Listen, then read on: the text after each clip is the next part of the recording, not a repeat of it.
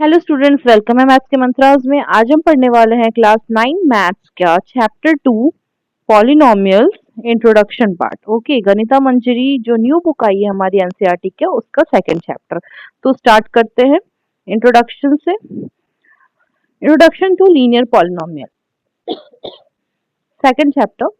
What is polynomial? A polynomial is a mathematical expression consisting of variables like x and y and constant numbers and exponents. Okay, तो इसमें तीन चीजें होती हैं: variable which is x, y, z, any alphabets whose value we don't know. Okay, constant which are numbers, and exponents means power. Okay, value.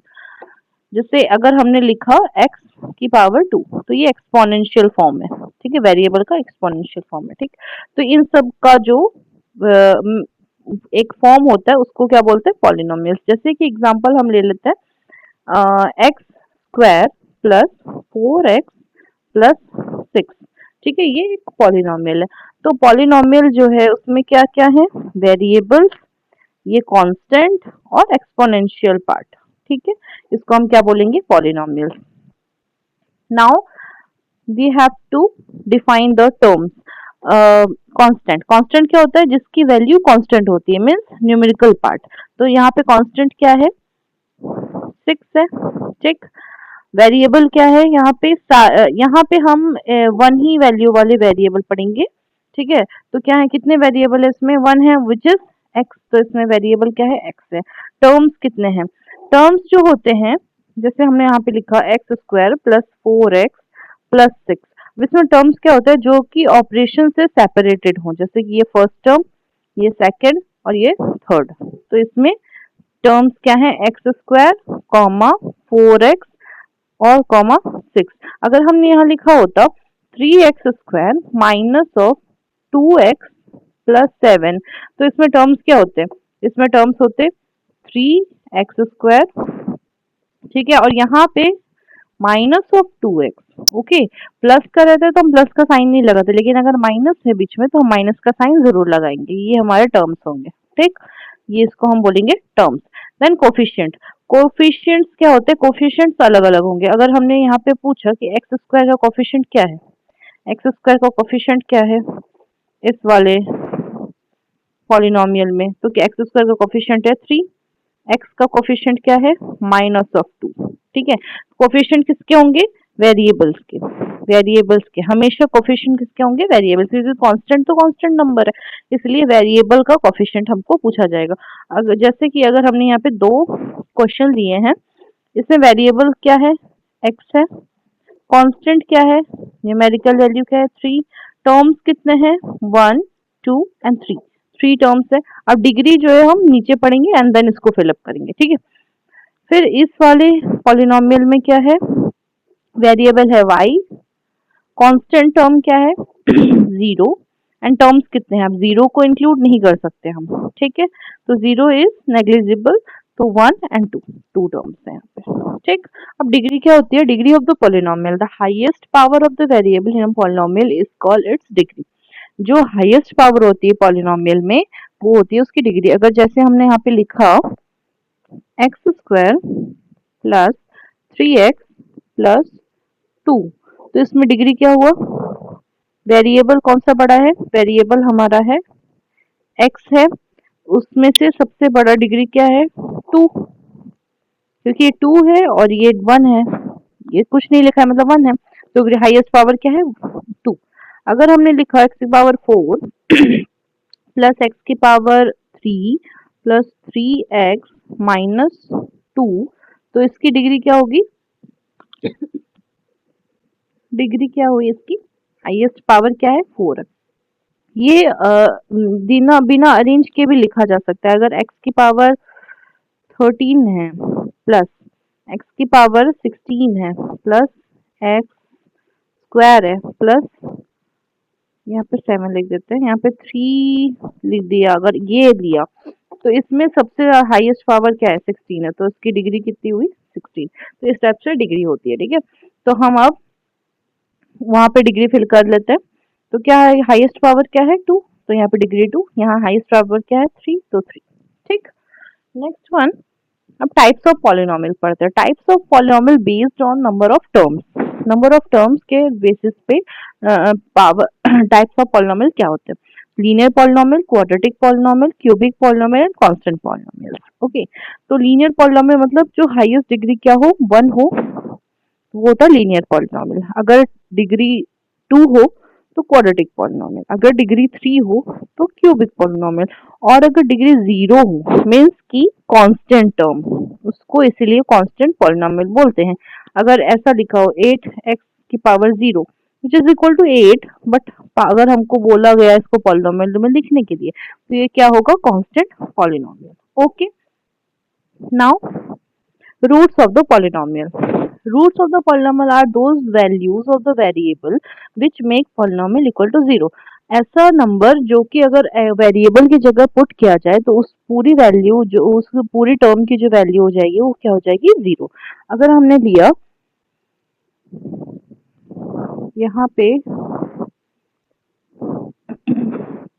2x minus 2, ठीक है, अगर हमने लिया यहाँ पे 2x माइनस 2, तो अगर हमने इसका रूट लिख दिया 1, ठीक है, तो ये क्या है, ये px के इक्वल है। ठीक है, ये px is equal to 2x minus 2। तो अगर px की वैल्यू हमने 1 रखी तो क्या होगा, 2 into 1 minus 2 is equal to 2 one 2 minus 2 is equal to 0। so therefore 1 is the root of polynomial। Okay, तो ऐसा होता है कि अगर जो भी नंबर अगर रखे हम x की जगह पे या फिर कोई भी वेरिएबल दिया हो उसकी जगह पे, तो उसकी वैल्यू अगर 0 आ गई तो क्या होगा, वो रूट ऑफ द पॉलिनोमियल। ठीक है, देन रूट के बेसिस पे 3 टाइप्स के होते हैं, linear, quadratic and cubic. Linear में अगर डिग्री 1 हो और रूट भी 1 हो, क्वाड्रेटिक में डिग्री 2 हो, रूट भी 2, क्यूबिक में डिग्री 3 हो तो रूट्स भी 3 होंगे। ठीक है, अगर हमारे पास अगर लीनियर पॉलिनोमियल है तो उसका हमेशा रूट कितना आएगा, एक ही रूट आएगा, मतलब एक ही वैल्यू आएगी। अगर एक्स स्क्वायर वाला टर्म है तो उसका रूट जो है हमेशा मतलब 2 वैल्यू आएगी एक्स की। ठीक है, और अगर एक्स क्यूब है तो उसका रूट्स मतलब 3 वैल्यू आएंगे। अब रूट्स कैसे निकालते हैं, अगर हमने लिखा 4x माइनस ऑफ 8, ये हो गया पी एक्स के इक्वल। ठीक, और ये अगर इसका रूट निकालना हो तो रूट फाइंड आउट करिए, तो कितना होगा, 4x minus of 8 is equal to 0। ठीक, तो 4x 8 जो है कांस्टेंट टर्म है, उस तरफ ले जाएंगे राइट हैंड साइड, तो कितना होगा, माइनस 8 का plus 8, x is equal to 8 by 4, 4 2 जा, तो x इज इक्वल टू 2। इस टाइप से हम इसका रूट निकालें। अगर हमको क्वाड्रेटिक वाला का रूट निकालना है, root of quadratic polynomial, quadratic polynomial, quadratic polynomial में कितने होते हैं डिग्री 2 वाले होते हैं, डिग्री 2। तो एग्जांपल लिख लीजिए, अगर हमने लिखा 4x square plus 12x plus 5 equal to 0 कर दिया, ये पॉलिनोमियल हो गया हमारा क्वाड्रेटिक पॉलिनोमियल बिकॉज डिग्री 2 है। अब इसमें फैक्टराइजेशन लगाते हैं, फैक्टराइजेशन में मतलब a प्लस बी जो है वो 12 आना चाहिए और ए बी कितना आना चाहिए, 4 into 5 which is equal to 20। ये कब आएगा, और दोनों प्लस का दोनों ऑपरेशन प्लस के हैं, तो मतलब दोनों जो नंबर आएंगे वो भी प्लस के आएंगे। तो 4x स्क्वायर 10 टू जब, तो 10 प्लस 2 भी 12 होता है। ये हमने 8th क्लास में पढ़ा है फैक्टराइजेशन मेथड, तो यहाँ पे लिख देती हूँ मैं फैक्टराइजेशन मेथड, फैक्टराइजेशन मेथड से। तो कितना आएगा, और इसमें से कॉमन ले लिया 2x, तो 2x प्लस 5 प्लस 1 कॉमन, इसमें से कोई कुछ कॉमन नहीं है तो 1 कॉमन ले लिया, 2x प्लस 5। तो ये दोनों ब्रैकेट सेम हो गए, तो 2x प्लस 5 एक ब्रैकेट में, 2x प्लस 1 एक ब्रैकेट में इक्वल टू 0। तो एक बार 2x plus 5 equal to 0 and एक बार 2x प्लस 1 इक्वल टू 0। तो कितना आएगा, x is equal to minus 5 by 2 and x is equal to minus 1 by 2। इसमें दो वैल्यूज आ गए क्वाड्रेटिक पॉलिनोमियल के, दो रूट्स आए हैं, ठीक है। तो ये हो गए रूट्स, ठीक। नेक्स्ट वन, हमारा एक नया टर्म इसमें ऐड हुआ है गणिता मंजरी में, which is two terms, linear growth and linear decay. तो लीनियर ग्रोथ क्या होता है? The linear growth occurs when the value increases by adding the exact same amount over equal period of equal interval of time. अगर हमारे पास कुछ numbers हैं, उसमें कुछ same amount of things add on होती जाए इक्वल इंटरवल ऑफ टाइम में, equal things in equal interval of time, तो उस चेंज को बोलते हैं लीनियर ग्रोथ, ठीक है। लीनियर ग्रोथ का वो जो होता है ग्राफ होता है वो स्ट्रेट होता है, यहाँ पे थोड़ा सा टेढ़ा बन गया लेकिन वो ग्रोथ स्ट्रेट होता है, ठीक। और उसका इक्वेशन क्या होती है? y equal to mx plus b, where m is greater than 0। m जो होगा वो greater than 0 होगा। इसको मैं इरेज करके नया ग्राफ बना देती हूँ तो आपको समझ में आएगा। okay, this is the graph and this is the this is the slope and this is the point b। b क्या होगा? यहाँ पे y इंटरसेक्शन, ओके। तो mx प्लस बी, अगर m जो है मतलब x की वैल्यू अगर बढ़ती जाएगी ग्रेटर होगी 0 की, तो वो पॉजिटिव वैल्यू आएगी, ठीक है। तो जैसे रियल वर्ल्ड एग्जांपल में यहाँ पे मैंने लिखा है saving, if you had rupees 500 in your piggy bank, ठीक है, and add 50 rupees every month. अगर हमारे पिगी बैंक में 500 रुपए हैं, कितने हैं? 500 रुपए, 500 रुपए हुए और हर महीने हम उसमें 50 रुपीज ऐड करते जा रहे हैं, रखते जा रहे हैं, तो एक साल में आपके पास कितने रुपए आ जाएंगे?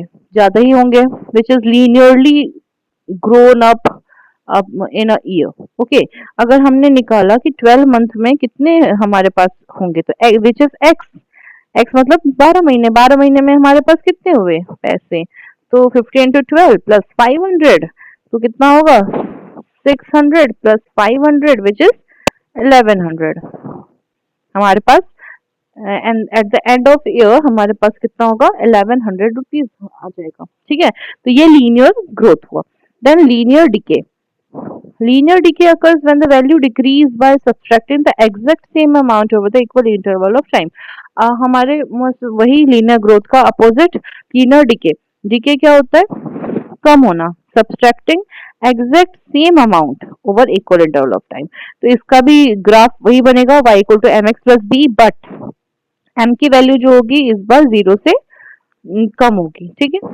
तो हमारे ग्राफ कुछ इस टाइप से बनेंगे और ये जो है ये पॉइंट बी होगा, ये स्लोप होगा, ठीक। एम निगेटिव होगा और इसमें एम जो होगा वो पॉजिटिव होगा, ठीक है, एम इज पॉजिटिव, ठीक। तो इसमें हमने एग्जांपल लिया है, एक 500 मिलीलीटर का वाटर बोतल है, leaking steadily at the rate of 20 millilitre पर मिनट। एक मिनट में वो 20 ml उसमें से लीक हो रहा है, ठीक है। तो हम निकालते हैं, इसका हम क्या बनाएंगे? इक्वेशन बनेगी y equal to minus of 20 x plus 500। अगर हमको निकालना हो कि आधे घंटे में मतलब 30 मिनट में कितना लीक हुआ है, तो 30 मिनट तो हम निकाल सकते हैं इजिली। तो इस टाइप से अलग अलग पॉइंट्स पे हम इसको अलग अलग वैल्यू रख के उसका ग्राफ प्लॉट कर सकते हैं। तो यही इस चैप्टर में हमको प्लॉटिंग करनी है और उसके क्वेश्चंस के आंसर करने हैं, ठीक है। क्या क्या पढ़ा हमने? Linear polynomial degree 1, quadratic degree 2, cubic degree 3। Okay, straight line क्या वो क्या होता है? ग्राफ स्ट्रेट लाइन का इक्वेशन क्या होता है? y equal to M x plus c और b, this is a constant term, okay. m is the slope, which is slope क्या होता है? ऐसे ये स्लोप है, जहां पे ये कट करता है y कोऑर्डिनेट को वो पॉइंट क्या कहलाता है? m, सॉरी वो पॉइंट क्या कहलाता है? ये स्लोप है m, और ये जहां पे कट करता है y को वो होता है c। m इज ग्रेटर तो growth, m is less than 0 तो डीके, ठीक है। और अगर